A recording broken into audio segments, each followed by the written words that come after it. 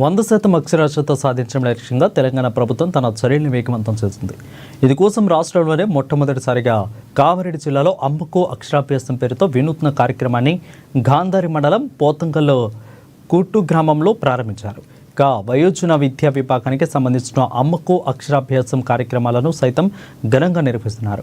New India literacy ప్రోగ్రాంకు అనుసంధానంగా మన రాష్ట్ర ప్రభుత్వం వయోజన విద్యలో ఈ కార్యక్రమాలను చేపడుతుంది. అందుకోసం స్వయం సహాయక సంఘాల సభ్యుల్లో ఉన్న నిరక్షరాస్యులైన మహిళలకు అదే గ్రూపులోని అక్షరాస్యత గల మహిళలచే అమ్మకు అక్షరాభ్యాసం అనే పేరుతో ప్రత్యేక కార్యక్రమాలను ప్రారంభిస్తుంది. ఈ కార్యక్రమంలో భాగంగా కామారెడ్డి జిల్లాలోని 25 మండలాల్లో ఉన్న 17,194 స్వయం సహాయక సంఘాల్లోని 42,749 నిరక్షరాస్యులైన మహిళలకు అక్షరాస్యులుగా చేసే యొక్క దిశగా కార్యక్రమాలను ప్రారంభించింది.